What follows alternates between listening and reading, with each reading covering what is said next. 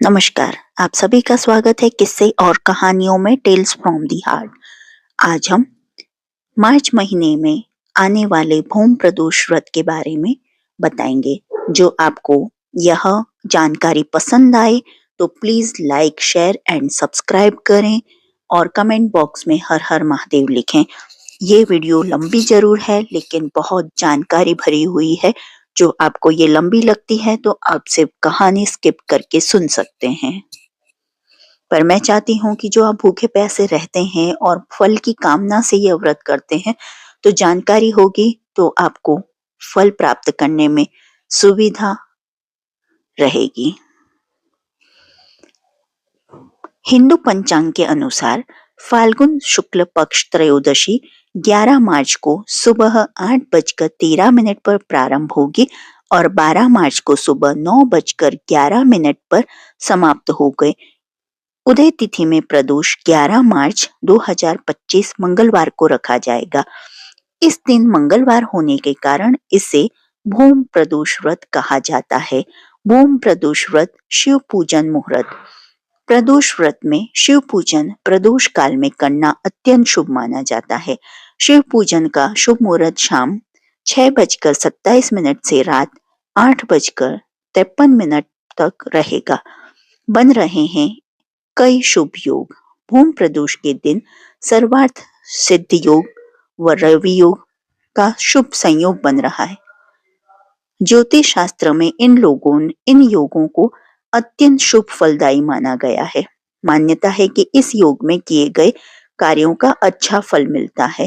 भूम प्रदोष व्रत पारण मुहूर्त। हिंदू धर्म की मान्यताओं के अनुसार प्रदोष व्रत का पारण अगले दिन सूर्योदय के पश्चात करना शुभ माना गया है। भूम प्रदोष व्रत का पारण 12 मार्च 2025 को सुबह 6:34 के बाद किया जा सकेगा।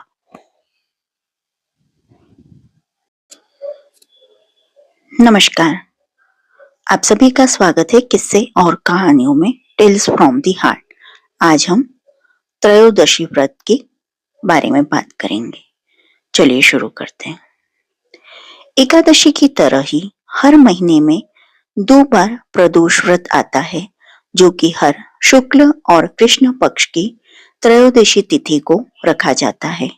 त्रयोदशी तिथि की शाम काल को प्रदोष काल होता है, इसलिए इसे प्रदोष व्रत भी कहते हैं। यह व्रत महादेव और माता पार्वती को समर्पित है। इस व्रत को भी बहुत प्रभावशाली माना गया है। प्रदोष व्रत में महादेव का पूजन प्रदोष काल में ही किया जाता है। माना जाता है कि प्रदोष काल में महादेव का पूजन करने से सभी देवी देवताओं से आशीर्वाद प्राप्त हो जाता है। साप्ताहिक दिवस। सोमवार को आने वाले प्रदोष को सोम प्रदोष कहते हैं। मंगलवार को आने वाले प्रदोष को भूम प्रदोष कहते हैं तथा शनिवार के दिन प्रदोष को शनि प्रदोष कहते हैं। वैसे तो त्रयोदशी तिथि ही भगवान शिव की पूजा के लिए सर्वश्रेष्ठ है, परंतु प्रदोष के समय शिव जी की पूजा करना और भी लाभदायक है। प्रदोष काल सूर्यास्त के 1.5 घंटे बाद तक माना जाता है। इसके अलावा प्रदोष काल को खास तौर पर महादेव का पूजन ही किया जाता है। माना जाता है कि इस दिन महादेव का व्रत रखने और प्रदोष काल में विधि विधान से महादेव का पूजन करने से महादेव प्रसन्न होते हैं और सभी मनोकामनाएं पूरी करते हैं। प्रदोष काल को ही ध्यान के लिए और सुषुम्ना नाड़ी को जागृत करने के लिए विशेष समय माना जाता है। ध्यान देने योग्य बात, प्रदोष व्रत एक ही देश में 2 अलग अलग शहरों के लिए अलग अलग हो सकता है, क्योंकि प्रदोष काल सूर्यास्त के समय त्रयोदशी के प्रबल होने पर निर्भर करता है तथा 2 शहरों का सूर्यास्त का समय अलग अलग हो सकता है। इस प्रकार उन दोनों शहरों के प्रदोष व्रत का समय भी अलग अलग हो सकता है। कभी कभी ऐसा भी देखने को मिलता है कि प्रदोष व्रत त्रयोदशी से एक दिन पूर्व अर्थात द्वादशी तिथि के दिन ही हो जाता है। सूर्यास्त होने का समय सभी शहरों के लिए अलग अलग होता है, अतः प्रदोष व्रत करने से पूर्व अपने शहर का सूर्यास्त समय अवश्य जांच लें। महत्व। त्रयोदशी तिथि का मूलतः संबंध चंद्रमा से है। यदि कुंडली में चंद्रमा की स्थिति सही नहीं है तो त्रयोदशी या प्रदोष व्रत करने से लाभ मिलता है। सोम प्रदोष के दिन भोलेनाथ का रुद्राभिषेक और श्रृंगार का विशेष महत्व है। इस दिन बच्चे मन से भोलेनाथ की पूजा करने से, माफ कीजिएगा, इस दिन सच्चे मन से भोलेनाथ की पूजा करने से मनोवांछित फल की प्राप्ति होती है। लड़का या लड़की की शादी विवाह की अड़चनें दूर होती हैं। संतान की इच्छा रखने वाले लोगों को इस दिन पंचगव्य से महादेव का अभिषेक करना चाहिए। वहीं ऐसे जातक जिन्हें लक्ष्मी प्राप्ति और करियर में सफलता की कामना हो, उन्हें दूध से अभिषेक करने के बाद शिवलिंग पर फूलों की माला अर्पित करनी चाहिए। मान्यता है कि ऐसा करने से भोलेनाथ अत्यंत प्रसन्न होते हैं। अलग अलग वारों के अनुसार प्रदोष व्रत के लाभ प्राप्त होते हैं। रविवार को पड़ने वाले प्रदोष व्रत से आयु वृद्धि तथा अच्छा स्वास्थ्य लाभ प्राप्त किया जा सकता है। सोमवार के दिन त्रयोदशी पड़ने पर किया जाने वाला व्रत आरोग्य प्रदान करता है और इंसान की सभी इच्छाओं की पूर्ति होती है। मंगलवार के दिन त्रयोदशी का प्रदोष व्रत हो तो उस दिन के दिन व्रत को करने से रोगों से मुक्ति व स्वास्थ्य लाभ प्राप्त होता है। बुधवार के दिन प्रदोष व्रत हो तो उपासक की सभी कामनाओं की पूर्ति होती है। गुरुवार के दिन प्रदोष व्रत पड़े तो इस दिन के व्रत के फल से शत्रुओं का विनाश होता है। शुक्रवार के दिन होने वाला प्रदोष व्रत से सौभाग्य और दाम्पत्य जीवन की प्राप्ति होती है। संतान प्राप्ति की कामना हो तो शनिवार के दिन पड़ने वाला प्रदोष व्रत करना चाहिए। अपने उद्देश्यों को ध्यान रखते हुए जब प्रदोष व्रत किए जाते हैं तो व्रत से मिलने वाले फलों की वृद्धि होती है। प्रदोष व्रत की विधि। प्रदोष व्रत करने के लिए मनुष्य को त्रयोदशी के दिन प्रातः सूर्योदय से पूर्व उठना चाहिए। नित्य कर्मों से निवृत्त होकर भगवान श्री भोलेनाथ का स्मरण करें। इस व्रत में आहार नहीं किया जाता है। पूरे दिन उपवास रखने के बाद सूर्यास्त से 1 घंटा पहले स्नान आदि कर श्वेत वस्त्र धारण किए जाते हैं। पूजन स्थल को गंगा जल या स्वच्छ जल से शुद्ध करने के बाद गाय के गोबर से लीपकर मंडप तैयार किया जाता है और इस मंडप में 5 रंगों का उपयोग करते हुए रंगोली बनाई जाती है। प्रदोष व्रत की आराधना करने के लिए कुशा के आसन का प्रयोग किया जाता है। इस प्रकार पूजन की तैयारियां करके उत्तर पूर्व दिशा की ओर मुख करके बैठे और भगवान शंकर का पूजन करना चाहिए। पूजन में भगवान शिव के मंत्र ओम नमः शिवाय का जाप करते हुए शिव को जल चढ़ाना चाहिए। व्रत की कथा, शिव चालीसा और भगवान शिव और मां पार्वती की आरती करें। प्रदोष व्रत में क्या खा सकते हैं? प्रदोष व्रतियों तो निर्जला रखा जाता है, इसलिए इस व्रत में फलाहार सेवन का ही विशेष महत्व है। प्रदोष व्रत पूरे दिन रखा जाता है, इसलिए इस व्रत में नियमों का पालन जरूरी है। परंतु शारीरिक रूप से कमजोर, विक्षिप्त या जो कोई व्यक्ति शारीरिक रूप से बहुत ही कमजोर है, वे लोग फलाहार का सेवन प्रदोष व्रत के दौरान कर सकते हैं। व्रत उपवास के समय फलाहार और खाना पीना एक ही बार ग्रहण करें और बार बार मुंह जूठा करके आप व्रत को भंग ना करें। इसलिए प्रदोष व्रत में इन सब बातों का ध्यान रखें। मैं आपको क्या खाना है और क्या नहीं खाना है, इस बात का ध्यान रखना चाहिए। उद्यापन विधि। इस व्रत को 11 या फिर 26 त्रयोदशियों तक रखने के बाद व्रत का उद्यापन करना चाहिए। व्रत का उद्यापन त्रयोदशी तिथि पर ही करना चाहिए। उद्यापन से 1 दिन पूर्व श्री गणेश का पूजन किया जाता है। पूर्व रात्रि में कीर्तन करते हुए जागरण किया जाता है। प्रातः जल्दी उठकर मंडप बनाकर मंडप को वस्त्रों और रंगोली से सजाकर तैयार किया जाता है।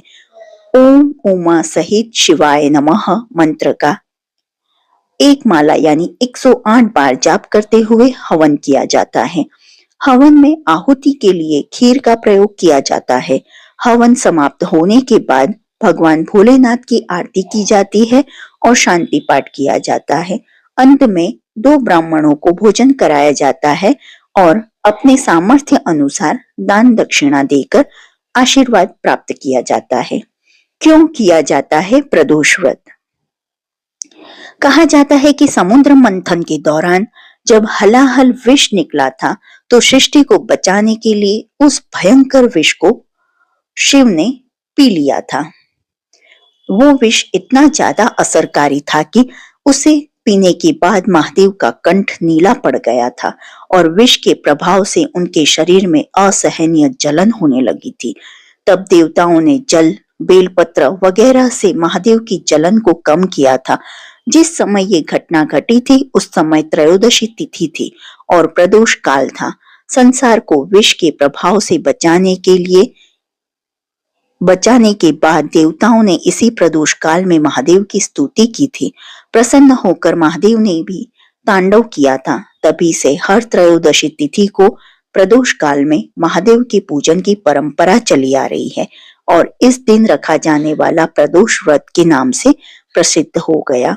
एक और पौराणिक कथा के अनुसार चंद्रदेव जब अपनी 27 पत्नियों में से सिर्फ एक रोहिणी से ही सबसे ज्यादा प्यार करते थे और बाकी 26 को उपेक्षित रखते थे, जिसके चलते उन्हें श्राप दे दिया था, जिसके चलते उन्हें कुष्ठ रोग हो गया था। ऐसे में अन्य देवताओं की सलाह पर उन्होंने शिव जी की आराधना की और जहां आराधना की वहीं पर एक शिवलिंग स्थापित किया। शिव जी ने प्रसन्न होकर उन्हें न केवल दर्शन दिए बल्कि उनका कुष्ठ रोग भी ठीक कर दिया। चंद्रदेव का एक नाम सोम भी है। उन्होंने भगवान शिव को भी अपना नाथ स्वामी मानकर यहाँ तपस्या की थी, इसलिए इस स्थान का नाम सोमनाथ हो गया। त्रयोदशी व्रत कथा। स्कंद पुराण में वर्णित एक कथा के अनुसार प्राचीन काल में एक विधवा ब्राह्मणी अपने पुत्र को लेकर भिक्षा लेने जाती थी और संध्या को लौटती थी। एक दिन जब वह भिक्षा लेकर लौट रही थी तो उसे नदी किनारे एक सुंदर बालक दिखाई दिया जो विदर्भ देश का राजकुमार धर्मगुप्त था। शत्रुओं ने उसके पिता को मारकर उसका राज्य हड़प लिया था। उसकी माता की मृत्यु भी अकाल हुई थी। ब्राह्मणी ने उस बालक को अपना लिया और उसका पालन पोषण किया। कुछ समय पश्चात ब्राह्मणी दोनों बालकों के साथ देव मंदिर गई। वहां उनकी भेंट ऋषि शांडिल्य से हुई। ऋषि शांडिल्य ने ब्राह्मणी को बताया कि जो बालक उन्हें मिला है वह विदर्भ देश के राजा का पुत्र है जो युद्ध में मारे गए थे और उनकी माता को ग्राह ने अपना भोजन बना लिया था। ऋषि शांडिल्य ने ब्राह्मणी को प्रदोष व्रत करने की सलाह दी। ऋषि आज्ञा से दोनों बालकों ने भी प्रदोष व्रत करना शुरू किया। एक दिन दोनों बालक वन में घूम रहे थे, तभी उन्हें कुछ गंधर्व कन्याएं नजर आई। ब्राह्मण बालक तो घर लौट आया, किंतु राजकुमार अंशुमति नाम की गंधर्व कन्या से बात करने लगे। गंधर्व कन्या और राजकुमार एक दूसरे पर मोहित हो गए। कन्या ने विवाह हेतु राजकुमार को अपने पिता से मिलवाने के लिए बुलाया। दूसरे दिन जब वह पुनः गंधर्व कन्या से मिलने आया तो गंधर्व कन्या के पिता ने बताया कि वह विदर्भ देश का राजकुमार है। भगवान शिव की आज्ञा से गंधर्व राज ने अपनी पुत्री का विवाह राजकुमार धर्मगुप्त से कराया। इसके बाद राजकुमार धर्मगुप्त ने संदर्भ सेना की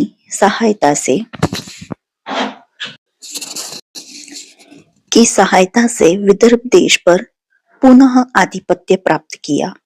यह सब ब्राह्मणी और राजकुमार धर्मगुप्त के प्रदोष व्रत करने का फल था। स्कंद पुराण के अनुसार जो भक्त प्रदोष व्रत के दिन शिव पूजा के बाद एकाग्र होकर प्रदोष व्रत कथा सुनता पढ़ता है उसे 100 जन्मों तक कभी दरिद्रता नहीं होती। वह दाम्पत्य जीवन। शिव चालीसा। दोहा। जय गणेश गिरजा सुवन मंगल मूल सुजान, कहत अयोध्या दास तुम देऊ अभय वरदान। जय गिरजापति दीन दयाला सदा करत संतन प्रतिपाला, भाल चंद्रमा सुहत्न के कानन कुंडल नागफनी के, अंग गौर शिर गंग बहाए, मुंड माल तंग छाल लगाए, वस्त्र खाल बाघंबर सोहे, छवि को देख नाग मुनि मोहे, मैना मातु की हवे दुलारी, वाम अंग सोहत छवि न्यारी, कर त्रिशूल सोहत छवि भारी, करत सदा क्षत्रु क्षयकारी, नंदी गणेश सोहम तहम कैसे, सागर मध्य कमल है जैसे, कार्तिक श्याम और गणराऊ, या छवि को कही जात न काऊ, देवन जब हिम जाय पुकारा, तब हिम दुख प्रभु आप निवारा। किया उपद्रव तारक भारी, देवन सब मिली तुम हिम जुहारी, तुरत षडानन आप पठियाऊ, लव नमेश महामारी गिरियाऊ। आप जलंधर असुर सहारा, श्रेयस तुम्हार विदित संसारा, त्रिपुरा सुर संयुद्ध मचाई, सब हिम कर कृपा कर लीन बचाई, किया तब हिम भागीरथ भारी, पूरब प्रतिज्ञा तासु पुरारी। दानिन महम तुम समको नाई, सेवक स्तुति करत सदाई, वेद नाम महिमा तव गाई, अखत अनादि भेद नहीं पाई। प्रकट उद्धति मंथन में ज्वाला, जरत सुरासुर भय विहाला, किन्ह दया तम करि सहाई, नीलकंठ तब नाम कहाई। पूजन रामचंद्र जब किन्हा, जीत के लंक विभीषण दीन्हा, सगर सहस कमल में हो रहे धारी, किन्ह परीक्षा तब हिम पुरारी। एक कमल प्रभु राखे जोई, कमल नयन पूजन चहम सोई। कठिन भक्ति देखी प्रभु शंकर, भय प्रसन्न दिए इच्छित वर, जय जय जय अनंत अविनाशी। करत कृपा सबके घटवासी, दुष्ट शकल नित मोहि सतावे, भ्रमत रही मोहि चैन न आवे, त्राहि त्राहि मैं नाथ पुकारो, यही अवसर मोहि आन उबारो। लय त्रिशूल शत्रुन को मारो, संकट से मोहि आन उबारो। मात पिता भ्राता सब होई, संकट में पूछत नहीं कोई, स्वामी एक है आस तुम्हारी, आय हर हो अब संकट भारी। धन निर्धन को देत सदाही, जो कोई जांचे सो फल पाई, स्तुति के ही विधि करो तुम्हारे, क्षम हो नाथ अब चूक हमारी। शंकर हो संकट के नाशन, मंगल कारण विघ्न विनाशन, योगी यति मुनि ध्यान लगावे, नारद शारद शीश नवावे। नमो नमो जय नमो शिवाय, सुर ब्रह्मादिक पार न पाई, जो यह पाठ करे मन लाई, तापर होते शंभु सहाय। ऋनिया जो कोई हो अधिकारी, पाठ करे सो पावनहारी, पुत्रहीन कर इच्छा कोई, निश्चय शिव प्रसाद ते ही होई। पंडित त्रयोदशी को लावे, ध्यान पूर्वक होम करावे, त्रयोदशी व्रत करे हमेशा, तन नहीं ताके रहे कलेशा। धूप दीप नैवेद्य चढ़ावे, शंकर सन्मुख पाठ सुनावे, जन्म जन्म के पाप नशावे, अंत वासधीश शिवपुर में पावे। कहे अयोध्या आज तुम्हारी, जानी शकल दुख हरो हमारा। शिव जी की आरती। जय शिव ओंकारा, सुमि जय शिव ओंकारा, ब्रह्मा विष्णु सदा शिव, ब्रह्मा विष्णु सदा शिव, अर्धांगी दारा, ओम जय शिव ओंकारा। एकानने चतुरानने पंचानने राजे, बोले पंचानने राजे, हंसानने गरुडासने, हंसानने गरुडासन, वृषवाहन साजे, ओम जय शिव ओंकारा। दो भुज चार चतुर भुज, दस भुज ते सोहे, बोले दस भुज ते सोहे, तीनों रूप निरखेता, शिव जी को रूप निरखेता, त्रिभुवन जन मोहे, ओम जय शिव ओंकारा। अक्षमाला वनमाला मुंडमाला धारी, बोले रुंडमाला धारी, चंदन मृग मदे सोहे, चंदन मृग मदे सोहे, बोले शशिधारी, ओम जय शिव ओंकारा। श्वेतांबर पीतांबरे बागंबरे अंगे, बोले बागंबरे अंगे, सनिकादिके गरुडादिके, सनिकादिके गरुडादिके, भूतादिके संगे, ओम जय शिव ओंकारा। करके मध्य कमंडल चक्र त्रिशूल धरिता, बोले चक्र त्रिशूल धरिता, जगी करिता जगी वरिता, जगी करिता जगी भरिता, जगे संहारी करिता, ओम जय शिव ओंकारा। ब्रह्मा विष्णु सदा शिव, जानत अविवेका, बोले जानत अविवेका, प्रणवाक्षरी के मध्य, प्रणवाक्षरी के मध्य, ये तीनों एका, ओम जय शिव ओंकारा। काशी में विश्वनाथ विराजते, नंदी ब्रह्मचारी, बोले नंदी ब्रह्मचारी, नित उठ भोग लगावत, नित उठ भोग लगावत, महिमा अति भारी। ओम जय शिव ओमकारा। त्रिगुण स्वामी जी की आरती जो कोई नर गावे, बोले प्रेम सहित गावे। कहत शिवानंद स्वामी, रटत बोलानंद स्वामी, मन वांछित फल पावे। ओम जय शिव ओमकारा, जय शिव ओमकारा, बोले भज शिव ओमकारा। ब्रह्मा विष्णु सदा शिव, ब्रह्मा विष्णु सदा शिव, अर्धांगी धारा। ओम जय शिव ओमकारा। बोलिए हर हर महादेव।